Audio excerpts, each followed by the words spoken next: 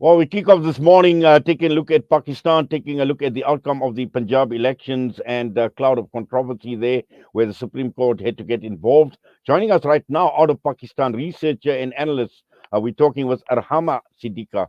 Arhama, Assalamu alaikum wa rahmatullahi wa barakatuh. Welcome this morning. Walaikum Assalam. Thank you for having me on the show. Yes, I know your speciality obviously is the Middle East, but I'm sure there's a lot that you can unpack for us as far as what is taking place in Pakistan. Now, we know what has happened since the last few months, since the removal of Imran Khan from power. There's been protests, there's been just so much happening in Pakistan politics. And for me, it was interesting to see what has happened in Punjab. Now, Punjab, obviously, a very, very crucial province in Pakistan, and looking at the outcome, and yeah, we've seen the Chief Minister Chaudhry Parvez Ilahi, obviously, who was victorious, but he was also denied victory. So there's never a dull moment in Pakistan politics, Rahma. Yeah. So basically, what we need to understand is that presently, especially after the April fiasco in Pakistan, the Pakistani society is polarized to the extent that every faction within the society refuses to engage in constructive criticism. So what we saw happen a few days ago in the Punjab Assembly a couple of days ago was evidence of the polarization that has taken place in Pakistan's economy and society. And also, it is also evidence of the fact that Imran Khan, people were skeptical about this, but Imran Khan has used social media narrative. People were laughing that what is he doing on Twitter Spaces? Why is he on Instagram when he should be out there among the crowds, advocating his case? But he used social media in such a way that the evidence is clear, and there will be early elections. And unfortunately, I think this time around, Shahbaz Sharif's government won't sustain itself in the elections. Yes, well, we've seen Imran Khan calling over and over again for early elections, and that has not happened. But looking at Punjab as a benchmark for what is to come and for the country as a whole. And this obviously is going to give a good indication with regards to Imran Khan. But also, when one looks at the outcome where the candidate was denied victory, now, is this possibly going to be a trend that we're going to see across Pakistan, especially when you're going to get to a stage where you're looking at national elections being held? This was a few days ago. I would have agreed with you that it would probably have been seen. It would have seemed like it would have been a trend in Pakistan politics. This is the first time that at least for me, in living memory, I've seen the judiciary get so involved in politics and have so much, say in the outcome of the elections. But I think Imran Khan, with this election, with the chief minister's election, has proved in that because Punjab is the stronghold, has been the stronghold of no league. And if you had asked anybody a couple of months ago, even a couple of days ago, they would have simply laughed at you and said that no, no league is so immaculate in politics. They have such a ground hold in Punjab that there was no way that Imran Khan could have broken through that. But as we saw, Imran Khan did break through that, and if there will be early elections, something which he has been advocating for, and the results will be in his favor this time around, because I feel that the thing about Shahbaz Sharif was that what Pakistan needed the most post April was a dose of continuous and consistent healthy economic policies. And it all depended on how Sharif handled the economy, and which obviously included managing the inflation and, more importantly, selling his tactics to control inflation to the public. And right now, prices in Pakistan are not sustainable. And that has worked in favor of Imran Khan. And that is one of the reasons why we saw what happened in the Punjab elections. And this is something we'll see, I think, in the earlier elections as well. So yeah, this is not a trend that there will not be a consistent trend which we saw since April, but I think there'll be a short win as well for Imran Khan this time around. Yes, and also, Arhama, looking at the Supreme Court's decision, now, what does this actually mean for the coalition federal government? Because, they talk of democracy when Imran Khan was removed from power. They said it was a democratic process. There are many that hold the view that this was a coup in more ways than one. But talking about democracy, and here you have someone who wins, and at the end of the day, you still deny him that victory, and he's forced to go to the Supreme Court. The thing is that okay, so Shahbaz Sharif, the PDM, the Democratic Pakistan Democratic Movement, which he leads right now, he he started off in April at the helm of a government that is made up of political parties that would in any case be competing against each other in the next elections whenever the next elections were to be held. um, Another problem was that the main objective of the PTM coalition, the alliance of the 8 opposition parties, was to remove Imran Khan, and they did not have a concrete economic strategy in mind, and the country's policy mandate is outdated, to say the least. Um, so I think for in the next election, whenever they're held, I think they'll be held in a couple of months or sooner even. We'll see these parties competing with one another again, and then all sense of coalition might as well not be there. Imran Khan's support base comprises mainly of the urban middle class and the youth, and that's why his social media campaigning was so effective. And so even though people believe that he was making the mistake of not studying the nuances and distinctions of the various provincial political affairs of the country, he was making the mistake of, saying that dharna or sit-in politics is synonymous with electoral politics. Uh, Unfortunately, the economy has had a lot to play in this major role. And yes, as you've pointed out, that there are concerns that once Imran Khan comes to power, he will be removed again. But I think with the elections in Punjab, what has become evident is that now that same thing, they will not get deja vu. Deja vu. Nobody will be able to remove him from politics. You will have to have a proper coup to actually have that. So if he wins elections this time around, I think he's here to stay.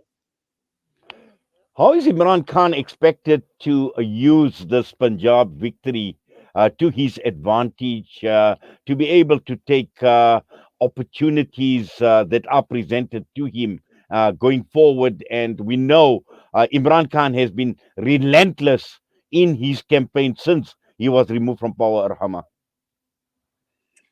He has been he has been relentless, as you rightly mentioned in his campaign, and people did not, give him much grass in that they were like, he's just making futile efforts. But the thing is that Pakistan's more than 67% of Pakistan's population comprises of youth, and that was his strong base. With the victory in Punjab, which is the biggest province in Pakistan, which is the most, I would say, powerful province in Pakistan, he has proved that he has a strong base all over Pakistan, not just KPK province, which was previously also in the 2013 elections under him as well. So with this victory, he has proved that he has a support base. Yes, people did not come out to support him. Back a month or so ago in the certain movement to Jalsa towards Islamabad, people did not come out, and a lot of people were again skeptics, like he does not have that support base. But these elections have proved in Punjab, which is or was now the stronghold of the Sharif government, that Imran Khan very much has a very strong support base, mainly in the youth, and that will be the determining factor in the next elections. Yes. Now, I know early on you mentioned the economy and looking at Shabazz Sharif and he's managing and he's handling of the economy. Now, this was an issue with Imran Khan as well. And, there are those that hold the view that Imran Khan had already inherited a mess from the previous government. And it would have taken a long time for him to recover. He wasn't given sufficient time. He wasn't given the opportunities to get the economy straight. And this seems to be the central focus area as far as Shabazz Sharif is concerned. Now, looking at him, looking at the economic policies that him and the coalition government at this point in time are pursuing, are we expected to see anything different? Are we expecting to see miracles, for want of a better term, as far as turning the economy, the Pakistani economy around goes? Okay, the thing about Pakistani politics is, and I think it's a global phenomena, is that the new government in power tends to blame the previous governments for all the problems that they have inherited. Yes, I will not deny that Imran Khan has made choices with regards to the economy, especially. I'll give you an example. So, when Brent crude oil prices were selling at 130 dollars a barrel. In Pakistan, the effects were not as felt because even though he was, how do I say, so he was buying the country was buying Brent oil at the international prices, but was selling it to the people at very subsidized prices. And as a result, our we have a huge fiscal deficit. We already had a huge fiscal deficit, but that was aggravated now. So Pakistani economy still needs almost $37 billion worth of financing to survive this remaining year alone, this fiscal year. And so Imran Khan has made decisions which have not supported his cause. Yes, he inherited problems, there's no denying that, but he and the people around him who surround him in the political party, they made decisions, they helped him make decisions which did not support his cause. So that was one rallying point for Shabazz Sharif. But then Shabazz Sharif, okay, to his credit, he did not have enough time. He does not have enough time. In a short time period, he had to prove that he was leading the economy somewhere. But in this short span of time, we've seen prices rising to such amounts, to such levels, which are not sustainable, not only for the ordinary person, but even for the upper middle class, whose prices are not sustainable, they have skyrocketed. And all the while he's saying they get it. And also his government went to Saudi Arabia, they went to Bilal Bhutto went to the US to pacify them. They were making foreign policy rounds, but uh, in the hope that we would get some relief from these countries. But then all these countries, almost all of them, have said that once the IMF gives you relief, then only we will release our funds as well.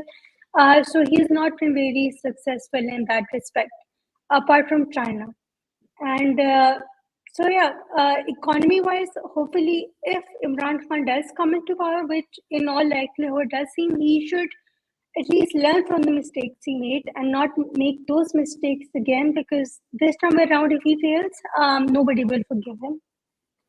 Yes, and also I think apart from the economy, looking at Imran Khan and looking at Pakistan and its foreign policy, because this was central to his removal as well. Because Imran Khan maintained that his removal was engineered from the outside. There were other forces that were operating in and that were instrumental in his removal as well. And if and when he comes back into power, this is something that he needs to consider, because we know about the famous United Nations speech that Imran Khan had. He spoke at length about things like Islamophobia, and also at the end of the day, he was uncompromising in a number of respects. So, again, possibly a sign of political immaturity or maturity, for want of a better term. But these are definitely issues that Imran Khan needs to consider.